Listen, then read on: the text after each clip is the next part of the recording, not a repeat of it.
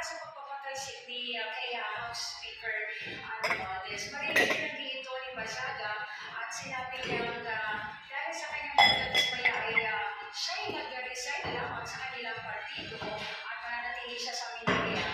Pero ang gusto niya ay maimbestigahan si House Speaker Romualdez dahil naniniwala siya may alam si Romualdez sa maanyang flood control projects ng DPWH.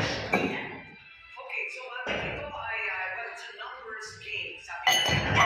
At sa ngayon, depende yan kung gaano karaming senador, bilang ng mga senador, ang umoto pa rin kay speaker o hindi, o kung magkakaroon ng gapangan na hindi niya nalalaman.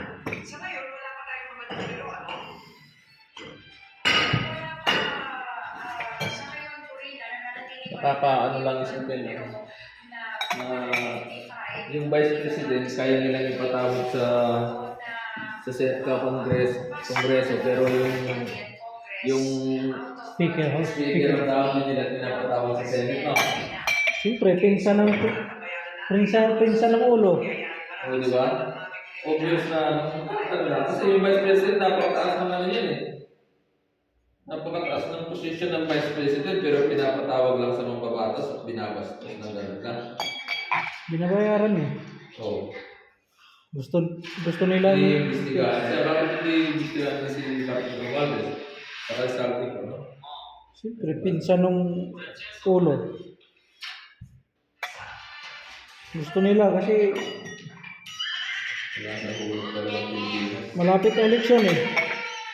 2028 na. Kabahan sila dyan pag pasok yung Duterte dyan. Binibisa na nila si Sara. Kaya hindi makatakbo. Na-disqualified. Binibisa na nila yan si Sara. Kaya nagpalit na ng ano.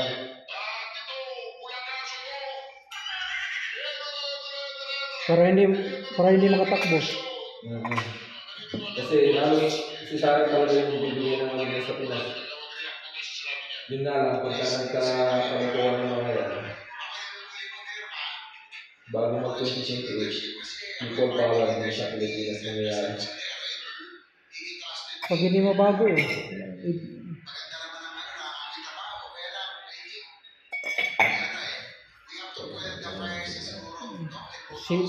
Dami nagsisi niya.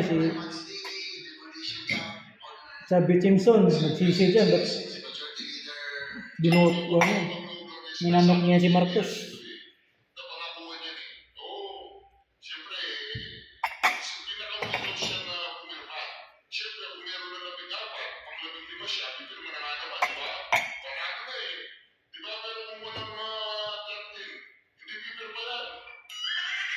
Pre-isip siya, pinakauli siya pumirma, sigurado na kahit na ano mangyari, matatalo siya Escudero. Pero kung hindi siya makakabuo ng 13 o 14, hindi siya pipirma, di ba? Presta rin eh, si Presta. Well, it's affecting already the institution. So, parang yun na lang yung ano natin. Patayin si Sidero, may kwan yan, may alam yan. Decide na what's the same No, institution. Kasi tanggap rin yan. natin ko na hindi na tinitigilan. Yan, si Chief. Ayun sa SPCs and Majority Leader Joel. Hindi naman sabihin niya, tipigilan na siya. Pero naman, hindi na ito yung good one, di ba? Alright, reaction ni Bibilis na babalik. Reaction.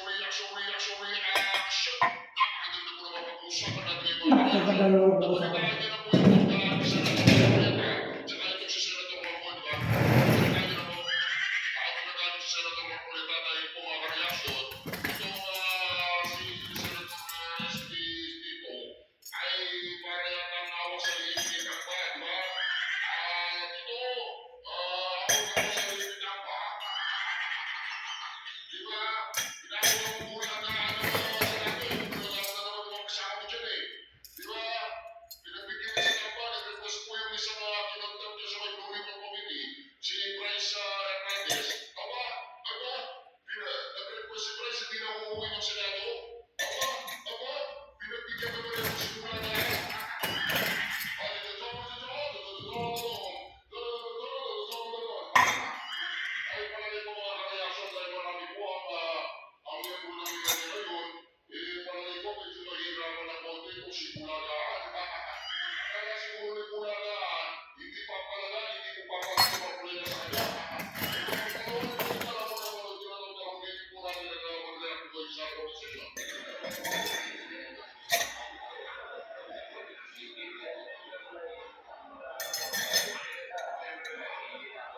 buo yung bayad ni Marcoleta eh. Hmm? Buo yung tuhog niya. Okay. INC medyo ano yun, may inaano din yun eh. Sinasandalan din yung INC eh. Yung INC din yan, di ba? Kuhaan niya na yung Duterte ng ANC rin.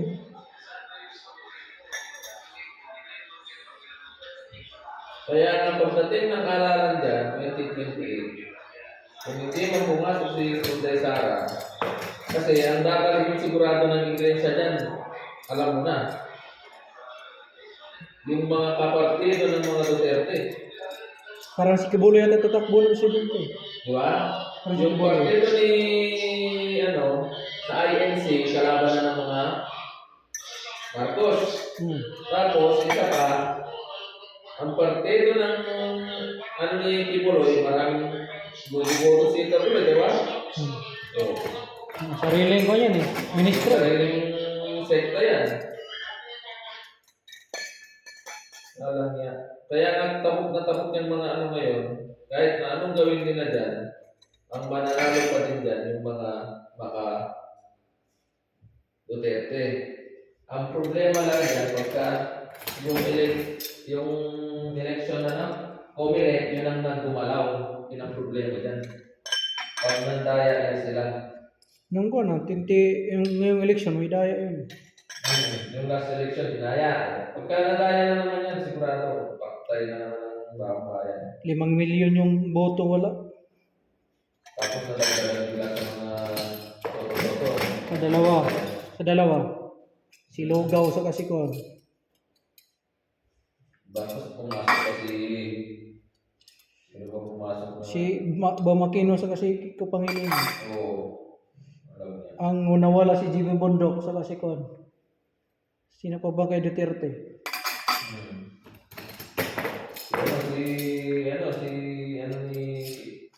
Ni Pastor Kibuloy. Si Kibuloy, kasama rin yun. Hindi siya pumasok. Kaya nilaro nila yan. Kinasuhan na yun kay Malik. Nakulong ata. Nakulong na si Kibuloy. Nakakulong, di ba? Yeah, di nila makulong-kulong yan. Nakakulong, ano ba? Nakulong na ba? Oo. Pero hindi dito. Sumuko siya. Happy, di. Okay lang yun. Sumuko si Kibuloy. Nasa Pinas ka pa yata, sumuko si Kibuloy. Hindi mo nabalitaan. Hindi, Kasi nga inaharas nila sa Amerika. kingdom niya sa sa Davao. Ngayon, siya na mismo kusang sumuko. Kinukuha nga ng US yun eh, custody sa kanya eh.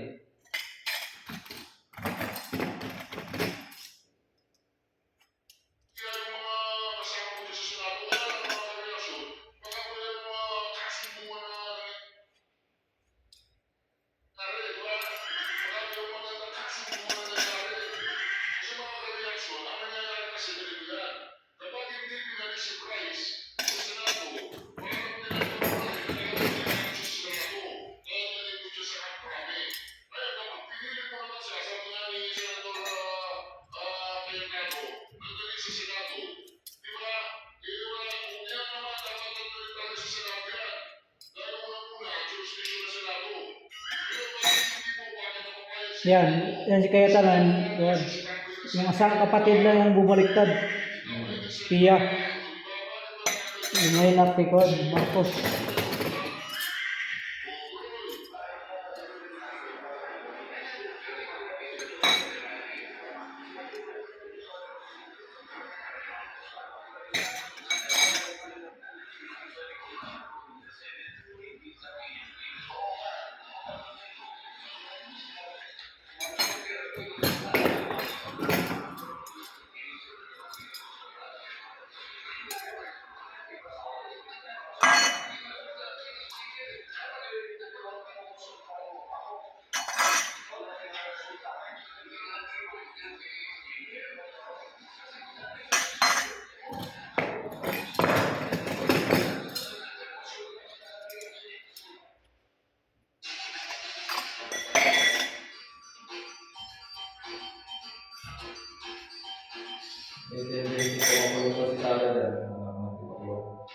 Wala yan, eh.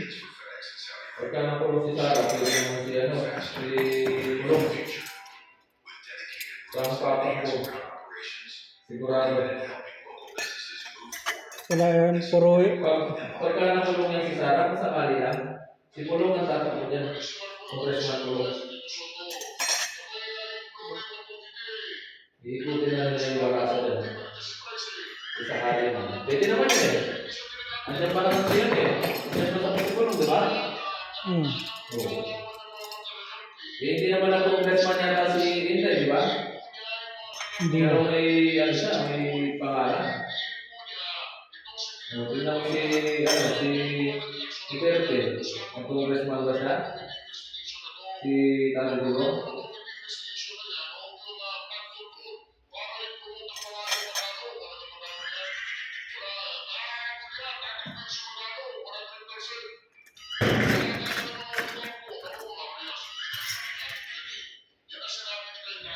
Pag manalo si Sara yan, eleksyon, kuha na yan. Pasok na lahat yan, pamilya. Maganda yan, hawak na sila ko, hawak ng Pilipinas. Para wala na yung mga droga. Balik na may droga eh. Pinas eh. Pagka may tumakbong kong Duterte dyan, susunod Duterte na naman. Sigurado. Pagka napaayos si Sarah, tapos pick-up ko na naman si Kulong, iikutin mo lang kahit wala nang problema doon. Basta yung paninindigan ng mga Duterte. Pag maayos yan, sigurado yung panukala ni Ruben matupad yun. Ang Pilipinas sa ayos. Yeah, yung kuha si Sara, tapos yung kuha ni Ruben Padilla, yung Kaya nila gusto ni ano yung si Duterte, si Sarah dyan, para mabalik si Tatay Digong. Sa 2022 sa kanya nandun pa siya sa ICC. Siyempre, presidente naman na siya nun eh. Hindi, yung kuha ni Ruben Padilla, yung 10 years old, makukulong na. 10 ba yan? 10 na. 10 years old, makulong na. Na. 10 years old na tayo, makulong na yung kay Ruben Padilla.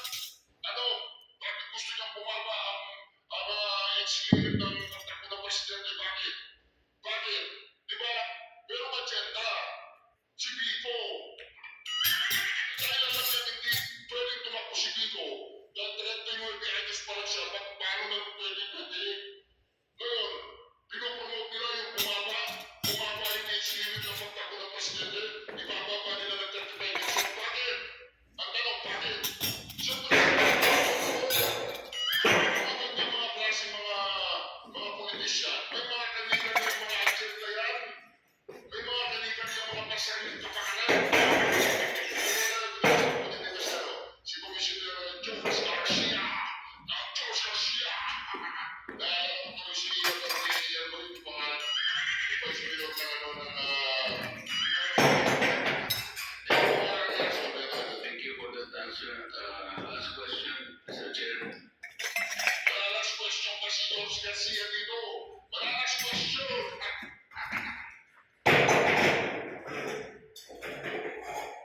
In the last election, Mr. Chair, I was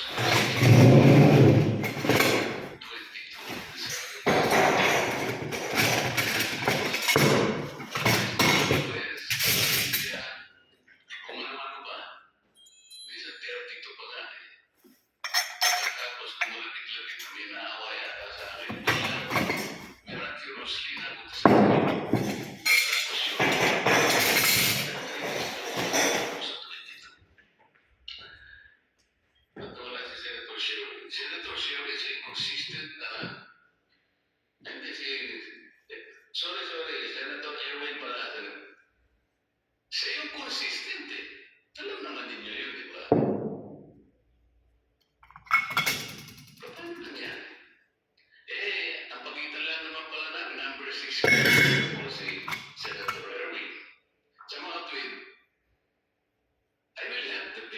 now to tell na reliable service. Nakakapagbigay nga ng mindset which is not good for electorate. Masyado malayo eh.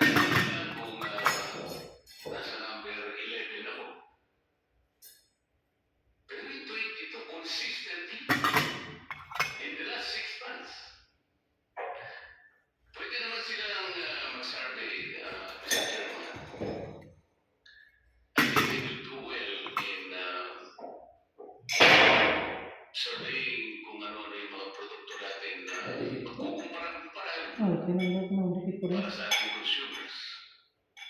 And our people will Hmm? profit immensely from that. Halimbawa, SWS in Pasay. Ano ang pinakamasarap na bagoong? Bagoong palaya. Kaya nata ng Batangas. Bagoong padas.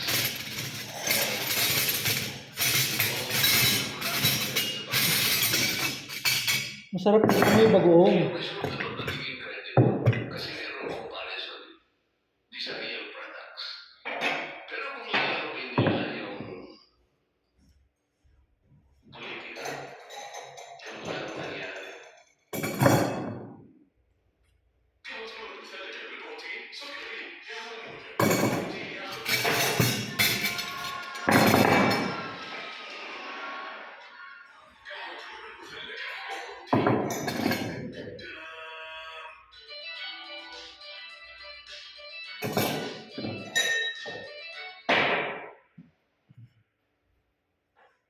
So, Mr. Chair, the question is, we are looking to